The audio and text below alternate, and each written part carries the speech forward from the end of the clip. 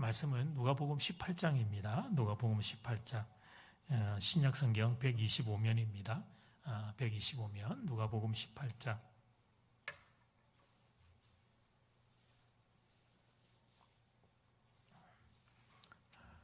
사송교회 담임 목사님은 말씀도 좋고 찬양도 잘하고, 저는 찬양도 못하고 말씀도 그저 그렇고, 제가 좀 나은 건 저의 외모가 아닌가 하는 생각을 외모도 훨씬 나아요. 목사님이 더 멋있잖아요. 그러니까 우리가 이렇게 웃고 갈 수 있는 것 같아요. 누가복음 18장 1절에서 8절, 예수께서 그들에게 항상 기도하고 낙심하지 말아야 할 것을 비유로 말씀하여 이르시되, 어떤 도시 하나님을 두려워하지 않고 사람을 무시하는 한 재판장이 있는데, 그 도시 한 가부가 있어 자주 그에게 가서 내 원수에 대한 나의 원한을 풀어주소서 하되, 그가 얼마 동안 듣지 아니하다가 후에 속으로 생각하되, 내가 하나님을 두려워하지 않고 사람을 무시하나 이 과부가 나를 번거롭게 하니 내가 그 원한을 풀어주리라. 그렇지 않으면 널 와서 나를 괴롭게 하리라 하였느니라. 주께서 또 이르시되, 불의한 재판장이 말한 것을 들어라. 하물며 하나님께서 그 밤낮 부르짖는 택하신 자들의 원한을 풀어주지 아니하시겠느냐? 그들에게 오래 참으시겠느냐? 8절은 이제 같이 봅니다. 시작. 내가 너에게 이르노니 속히 그 원한을 풀어주시리라. 그러나 인자가 올 때에 세상에서 믿음을 보겠느냐 하시니라. 아멘. 네, 방송실 제 목소리 올려주셔서 감사해요. 네, 말씀의 제목은 기도가 능력입니다. 기도가 능력입니다. 사는 게 팍팍하고 힘들어도 새근새근 잠들어 있는 자식 얼굴 보면 부모는 다시 힘이 납니다. 잠자는 아기 사진 하나 여러분 보여드릴까 하는데요. 네, 저희 아이는 아닙니다. 네, 저희 아이는 아닙니다. 남의 아이인데도 보면 힘이 납니다. 오늘 저희 교회 어린이집 졸업식이 있었는데, 아이고야, 이제 졸업하는 나이들 얼굴 생각하면 자꾸 보고 싶고 그런데요. 그러니까 이렇게 놓고 보면 자식은 짐이 아니고 힘이었던 겁니다. 이 녀석들 대학 갈 때까지는 그래도 내가 울타리가 돼줘야지, 그 생각 때문에 부모도 버티고 살 수 있었던 겁니다. 저도 한 8, 9년 직장 생활을 했는데 사표를 가슴에 품고 살았습니다. 속상할 때면 그냥 확 사표로 그냥 던져버리고 싶었습니다. 근데 토끼 같은 자식을 생각해서 참고 또 참았습니다. 제 이야기고 여러분의 이야기입니다. 그랬더니 우리가 여기까지 온 것입니다.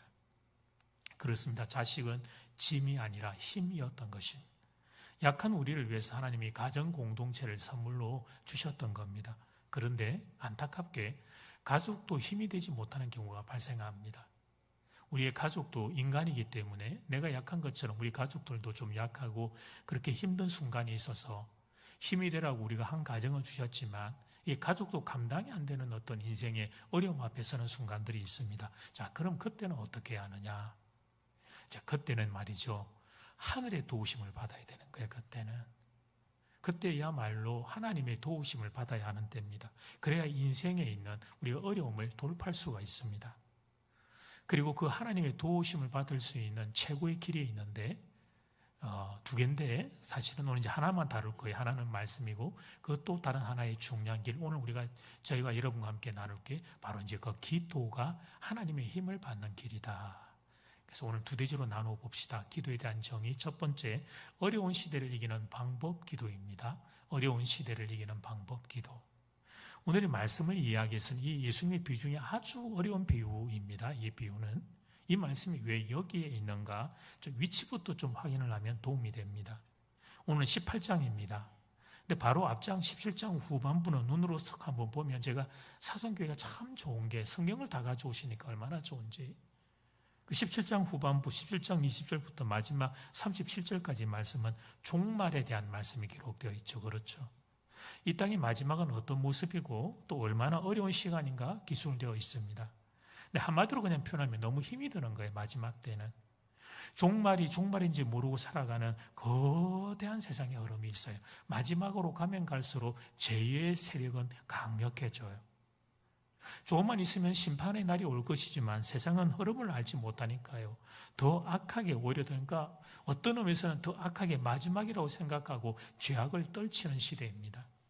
그런데 성도인 우리는 세상의 마지막을 우리는 알기 때문에 세상의 그 거대한 거스름과 그 흐름과 거슬러 살아가야 하기 때문에 치열한 신앙의 순간들이 스파크가 자꾸 일어나는 거죠. 이 같은 방향으로 가지 않는 거죠. 죄악된 세상의 강물에 우린 거슬러 올라가는 거예요.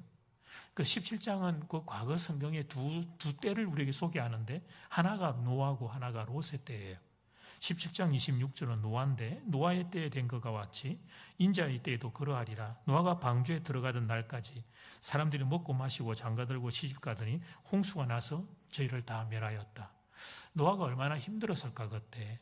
노아가 방주에 들어가던 순간까지 사람들은 먹고 마시고 장가가고 시집가며 노아의 행동을 손가락질했습니다. 미쳤다고. 노아의 믿음을 조롱했습니다.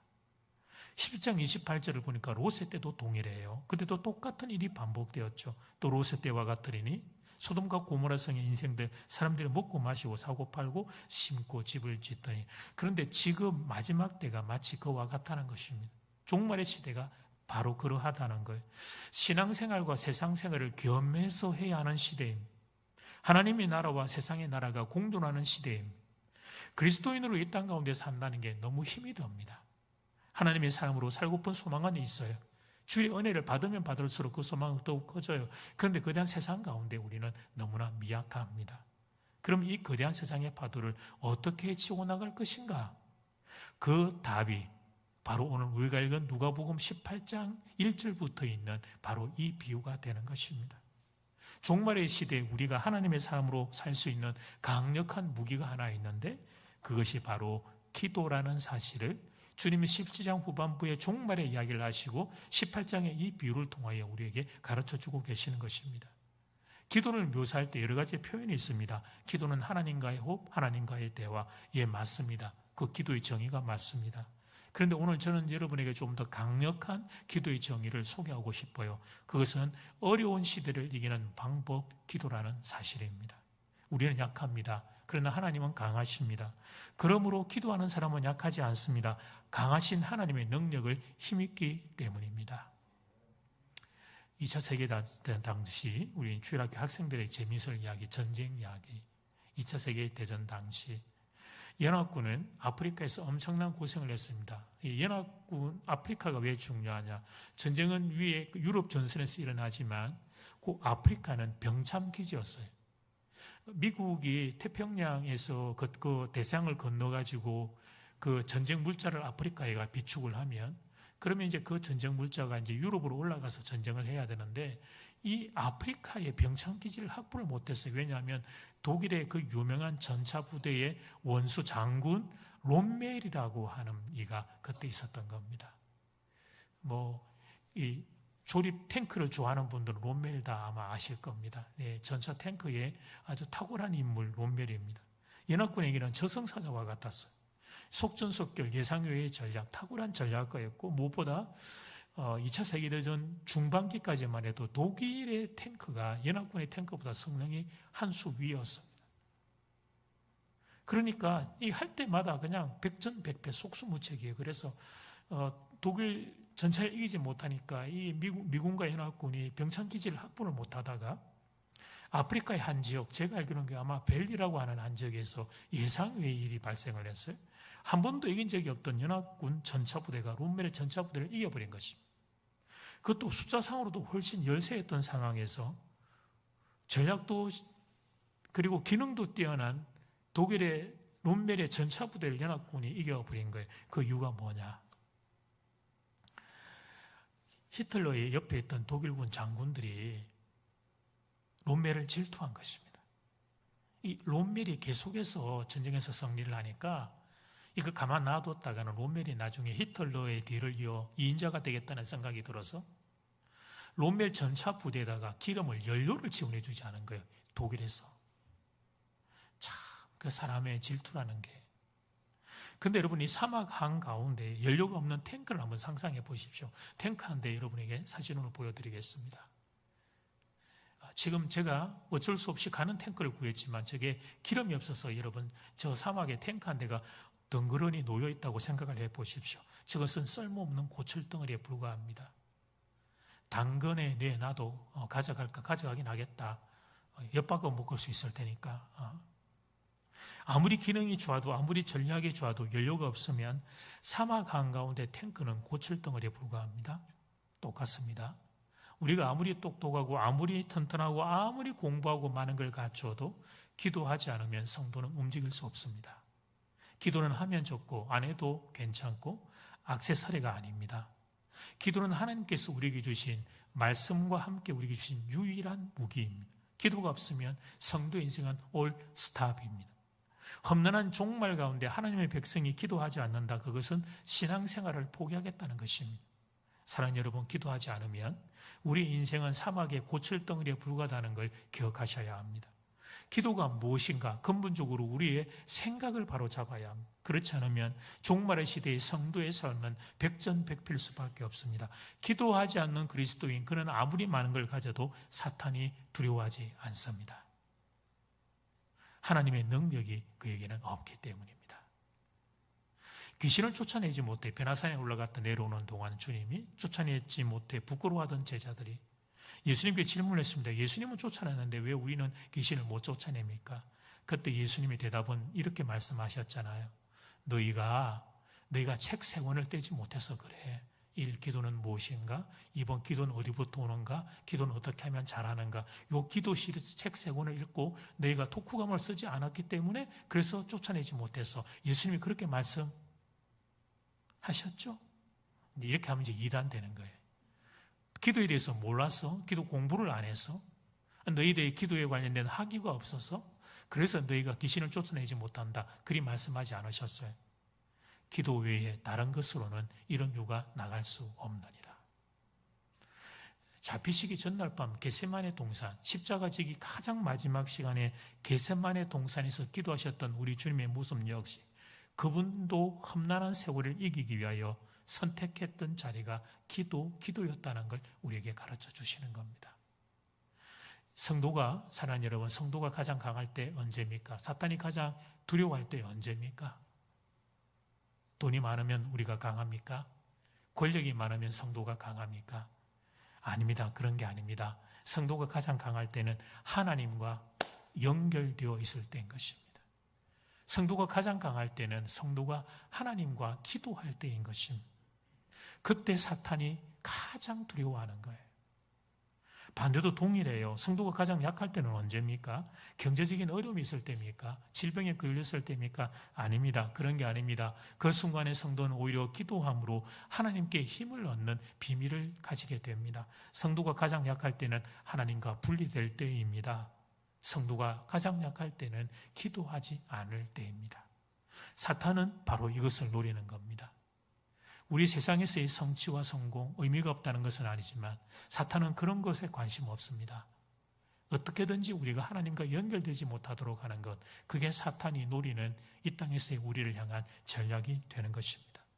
종말을 살아가고 있는 그리스도인 여러분 이 마지막 시대에 승리하고 싶다면 길을 가르쳐 드리겠습니다. 기도하시기를 바랍니다. 기도하시기를 바랍니다. 기도하시기를 축복합니다. 자, 기도에 대한 정의 한 가지, 또 다른 거 두 번째, 기도는 깊은 영적 전투입니다. 기도는 깊은 영적 전투입니다. 먼저 18장을 합시다. 본론이지만 두 번째 대지 금방 끝내드릴게요. 걱정하지 마시고. 설교자가 빨리 끝낸다는 것만큼 은혜스러운 건 없죠. 회중 입장에서는. 오늘 누가복음 18장을 보면 두 명이 등장해요. 불의한 재판관이 한 명 있고요. A, B는 과부예요. 이 두 명이 등장을 해요. 당시에 과부는 법적인 보호장치가 없었습니다. 가장 약한 자의 대명사입니다. 그러니까 해코지를 당해도 아무도 뒷배가 되어주지 않고 아무도 편을 들어주지 않는, 보호해줄 수 없는 아주 약한 인생이 과부였어요. 근데 반대편에 등장인물이 누굽니까? 재판관인데 불의한 재판관이 막가파예요. 여러분들 살아오는 중에 그런 경우 있죠. 하나님도 무수하지 않고 사람도 무수하지 않은 막 나가는 인생이 있잖아요. 이 불의한 재판관이 마치 그와 같이 아주 대화가 안 통하는 답답한 인생이에요. 근데 이게 왜 이상하냐면 이제 우리가 기도를 우리가 하게 되거나 할 때 지금 이 과부는 우리죠. 연약한 성도인 우리를 나타내는 건데 그럼 우리의 기도를 받는 대상이 되는 그 자리에 있는 분을 누구로 지금 예수님께서 비유를 드시냐면 불의한 재판관을 하나님의 자리에다 이렇게 딱 세워놓은 거예요. 그러니까 여기서 이제 우리가 혼란이 오는 거죠. 이게 무슨 의미일까? 비유가 어려워진 거예요. 하나님은 불의한 재판관이 아니시죠. 하나님은 좋으신 아버지 하나님입니다. 그런데 기도할 때 우리가 느끼게 되면 첫 번째 기도의 첫 자리에서의 우리의 감정이 마치 이와 같을 수 있다는 걸 주님이 비유로 들어주신 거예요. 대화가 통하지 않는 그 과부가 느꼈던 답답한 마음, 그게 기도의 첫 자리가 될 수 있다는 것을 이 아주 난해한 비유로 말씀하신 거죠. 그러니까 거대한 벽 앞에 서 있는 답답한 것과 같은 느낌, 이것이 기도의 첫 자리가 될 수 있다. 그런데 여기서 너희가 계속 기도하면 그게 뚝이 무너지면서 좋으신 아버지 하나님을 만날 수 있으니까 기도를 포기하지 마라. 이 비유를 말씀하신 거예요. 근데 대부분 우리는 기도의 첫 자리가 답답할 때 이런 생각을 합니다. 아, 하나님이 내 기도 안 들어주시는구나. 그러면서 그 자리에서 그냥 쉽게 그냥 툴고 일어나 버리는 거죠. 근데 예수님은 오늘 이 비유를 통해 우리에게 주는 권면이 뭐냐면 기도의 첫 자리에 너희가 그런 느낌을 받을 때 그것을 이상히 여기지 말고 계속 기도하라고 말씀하신 거예요. 모든 기도의 용사들이 이 과정, 이 시간을 지나갔다는 거죠. 불의한 재판관 앞에 섰던 것과 같은 답답한 느낌을 기도의 용사들도 다 거쳐갔다. 그걸 말씀하시는 거예요. 여러분, 저는 목사입니다. 그런데 아직도 기도를 하려고 하면 쉽지 않습니다. 기도가 쉽다고요? 기도보다 쉬운 게 없다고요? 기도하면 하나님이 바로 찾아오시고 은혜의 강물에 잠기게 된다고요? 죄송하지만 거짓말입니다. 물론 기도의 거장이라면 엘리야 같은 어른이라면 오랜 세월 하나님과 동행을 한 에녹과 같은 분이란다면 그럴 수 있겠지만 그러나 우리들 대부분은 그렇지 못할 겁니다. 진해에 계시는 저희 어머니 모친 이야기를 잠깐 하겠습니다. 80대 후반, 저 이제 부친은 한 교회를 섬기신 장로님으로 은퇴하시고 이제 천국을 이제 한 3년 전에 가셨는데 2, 3년 되는군요. 이제 저희 어머니 이제 80대 후반인데 혼자 이제 저기 계셔요. 그런데 한평생 교회에서 기도하신 분입니다. 그리고 그 세대의 어머니들은 너무 지혜로운데요. 저희 어머니가 저보다 더 지혜롭거든요. 그런데 경제적으로 가난하셨고 그때 또 딸들은 학교를 잘 안 보냈던 시절이고 이래서 공부를 많이 못하셨고 또 제가 저희 아버지 어머니 밑에 슬하에서 자랄 때 저희 가정의 형편이 넉넉하지 못했습니다. 그래서 좀 어려운 형편 가운데 자랐습니다. 그러니까 저희 부친도 좀 어려우셨고 저희 모친도 어려운 가정에서 자라서 공부를 많이 못하시고 그냥 성실하게 주의 몸된 교회에 섬기셨던 아버지 어머니 밑에서 제가 참 행복하게 자랐는데 경제적으로는 그렇게 좀 어렵고 힘들었었어요. 그런데 저희 어머니가 그런 이제 저를 위해서 이제 기도하셔서 응답받으신 기도의 제목이 여러 가지가 있는데 그 중에 이제 제가 한 3가지만 여러분에게 소개해 드리려고 하는 거예요. 저희 어머니가 저를 위해 기도하셨던 이제 그 가장 대표적인 1번이 제 아들 키 170 이상 되게 해주세요. 그렇게 기도를 하셨어요. 저희 아버지 어머니가 키가 많이 작은 건 아닌데 고 연배 때 어른들 정도 키가 되셔서 저희 아버지가 아마 170 그 조금 밑에나 아마 그러셨던 것 같아요. 그래서 저한테 얼마인지 한 번도 이야기를 안 하셨는데 하여튼 그러셨어요. 그래서 170 이상 되게 해주세요. 그러는데 왜 170이라고 했는지 저는 180이라고 기도를 하지. 이 김모모 근사님 왜 그랬는지 제 키가 174예요. 제가 175 되면 반올림 해가지고 180이라고 할 줄 알고 하나님이 174까지만 딱 이렇게 자라게 하신 거예요. 180이 되었으면 세계는 아니지만 한국의 역사는 바뀌었을 텐데. 두 번째는 이제 어머니가 그러니까 공부를 못 하셨잖아요. 그게 한이 맺히신 거예요. 공부를 잘하셨는데 못 하셨으니까. 그러니까 이제 제가 하나들 제 여동생도 이제 사모입니다. 그 개척교회 사모로 제 여동생 가정도 그렇게 있는데, 그 이제 저 한 명 있는 아들 대학을 보내고 싶으신 거예요. 대학에 문턱 앞도 가본 적이 없는 어머니셨습니다.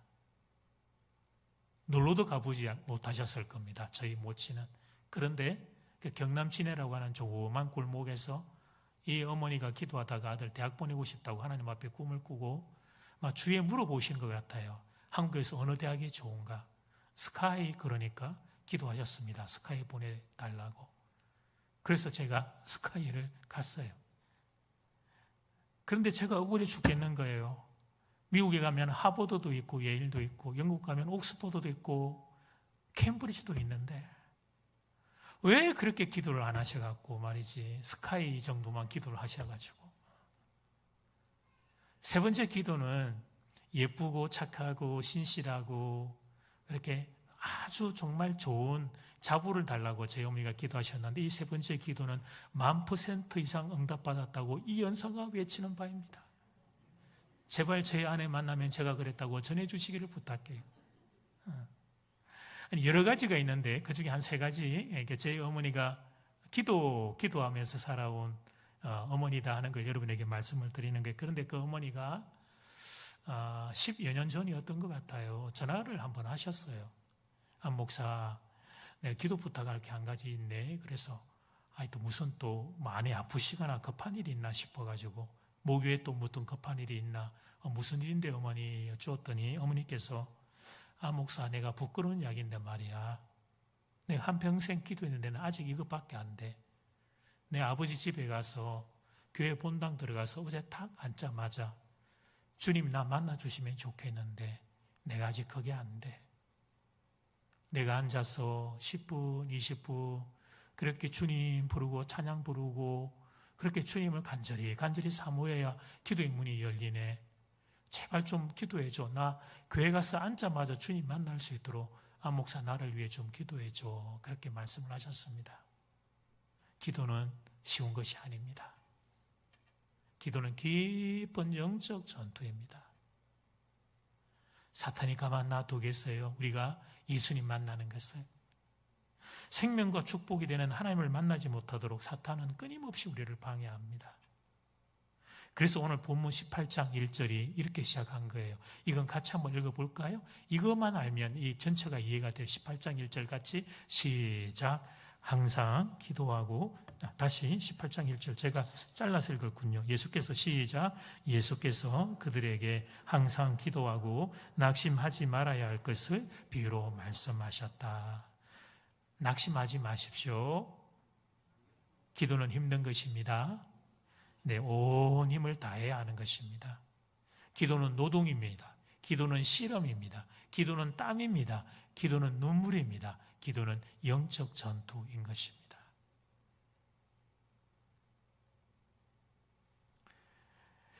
저도 기도하기 위해서 혼자 본당에 내려갈 때가 있습니다. 어떨 때는 기도가 잘 되고요. 어떨 때는 기도가 잘 안 돼요.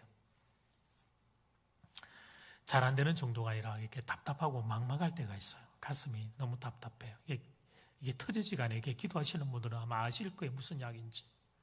그러면 오늘 본문 말씀을 기억합니다. 그렇지. 기도의 첫 전에는 그럴 수 있다고 예수님이 말씀하셨지. 이 생각을 붙잡고 제가 물러서지 않고 그 자리를 자꾸 지키려고 노력을 합니다. 그래서 제가 이제 기도할 때 부르는, 저는 목사님만큼 잘 부르지는 못하지만 그냥 기도할 때 부르는, 제가 혼자 부르는 찬양이 몇 곡이 있어요. 왕이신 나의 하나님, 약할 때 강함 대신에 지존하신 주님 이름 앞에 난 예수로 충만하네. 그런 찬양을 제가 부릅니다. 혼자서. 중간중간에 아버지, 중간중간에 아버지, 아버지, 그렇게 주의 이름을, 아버지 이름을 부릅니다. 긴 말을 하지 않아도 됩니다. 아버지가 이미 제 마음을 알고 계시기 때문에 그렇죠. 아버지 오늘 좀 만나고 싶습니다. 아버지가 저를 좀 만나주지 않으면 제가 숨이 안 쉬어집니다. 저를 좀 만나주십시오. 여기 계시는 걸 좀 알게 아버지가 이 시간 저를 좀 만나주십시오. 그런 마음을 담아서 찬양을 하고 중간중간 주님의 이름을 부르고 아버지 이름을 부르고 그렇게 합니다. 그렇게 한 30분 정도 지나다가 막힌 뚝이 툭 하고 터지는 느낌이 들기 시작합니다. 기도의 문이 열리기 시작한 것입니다. 그리고 어느 순간 아버지가 제 등을, 제 어깨를 안고 계시는 걸 느끼게 됩니다. 그러면 되는 것입니다. 그러면 되는 것입니다. 문제가 해결되지 않아도 상황은 여전히 그 모습 그대로에도 괜찮아지는 거예요. 숨이 쉬어져요. 숨이 쉬어져요. 죽을 것 같았던 이 가슴이 열리면서 숨이 쉬어져요. 시원한 한 줄기에 성령의 바람이 불어옵니다. 그것이 기도의 비밀이며 기도의 자리인 겁니다. 여러분, 우리 하나님은 불의한 재판관이 아닙니다. 기도의 첫 자리는 마치 그와 같을 수 있지만 우리 하나님은 좋으신 아버지 하나님이십니다. 그래서 기도의 문이 열리기 시작하면 말할 수 없는 은혜가 우리 가운데 부어지죠. 그래서 기도의 자리에서 물러서면 안 돼요. 문이 열릴 때까지 기도의 자리를 붙잡고 계셔야 하는 것입니다. 그런데 문제가 뭐냐? 우리가 그렇게 살지를 않는 거예요. 신앙의 세월이 더해진다. 신앙이란 세월이라는 건 우리가 부부 생활은 부부와 함께 사는 것처럼 신앙생활이란 예수님과 함께 사는 건데, 그러니까 예수님과의 만남의 시간이 길어져야 되고 기도의 시간이 길어져야 되는데 이상하게 정반대입니다. 기도는 하나님과의 만남, 영적인 만남이에요. 근데 여러분, 만남의 깊이는 거짓말하면 안 돼요. 만나는 시간에 비례하는 거예요. 만남의 깊이는 많이 만나야 그 깊이도 깊어지는 거예요. 그런데 우리가 하나님과 단둘이 있는 시간이 너무 적습니다. 이전에 제가 과거 서울에서 청년사역을 할 때 그 주일날 제가 기도에 대한 설교를 했는데 청년의 은혜를 많이 받았어요. 그래서 이 청년이 한 주간 자기가 하루 1시간, 2시간 내가 기도하겠다고 작정을 하고 한 주간을 보낸 거예요. 한 주를 살고 돌아와서 그 다음 주 저에게 막 쫓아와가지고 목사님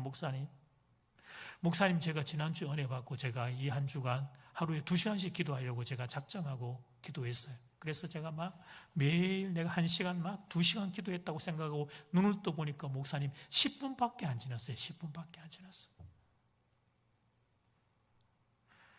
웃고 있지만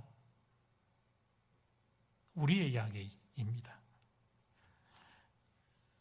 단상에 스마트폰을 안 들고 와야 되지만 오늘 이거 실물 교재예요. 사랑하는 여러분, 스마트폰을 들여다보는 건 하루에 몇 분입니까? 수정, 하루에 몇 시간입니까? 그런데 단 10분을 무릎을 꿇고 하나님 앞에 있지를 못합니다. 단 10분을 말이죠. 이거 끄고 이거 멀리 던져놓고 단 10분을 내 영혼이 홀로 하나님 앞에 있지를 못합니다. 그런 세월이 한 달, 그런 세월이 1년, 그런 세월이 10년이 지났습니다. 그래서 하나님과 단둘이 앉아서 있는다는 걸 사실 뭘 어떻게 해야 되는지를 잘 모르는 거예요. 단어 하나를 소개하겠습니다. 거룩한 낭비라는 단어입니다. 기도하기에 자리에 앉았어요. 그런데 10분이 지나도 20분이 지나도 30분이 지나도 기도가 되잖아요. 설사 이런 일이 일어난다고 하더라도 우리가 하나님 앞에 이 내 시간을 좀 드릴 수 없을까요? 거룩한 낭비를 좀 할 수 없을까요? 거룩한 낭비를? 스마트폰 보느라고 허비하는 시간은 하루에 몇 시간이 되는지 모르면서 하나님을 위하여 단 10분, 20분, 30분을 우리는 허비하고 낭비할 수 없을까요? 없을까요? 스마트폰 거치대라는 게 있습니다. 앉거나 누워서 이거 들고 있기가 불편하기 때문에 거치대 사진을 좀 보여드릴게요. 누웠을 때 이렇게 딱 끼울 수 있도록 하는 스마트폰 거치대라는 거 저기 있어요. 태블릿 PC도 끼울 수 있고 스마트폰도 끼울 수 있는 저런 기가 막힌 이 게으른 인간들을 위한, 우리 인간 대한민국 국민들 뭐 원하는 거 뭐 없는 게 없죠. 그런데 여러분,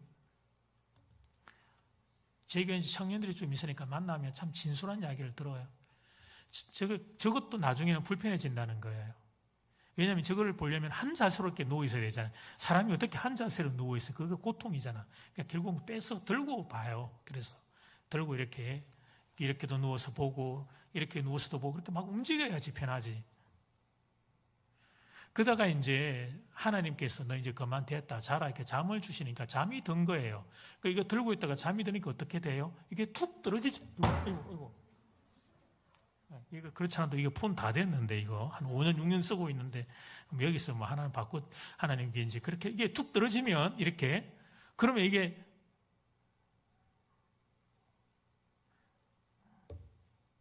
그냥 자지.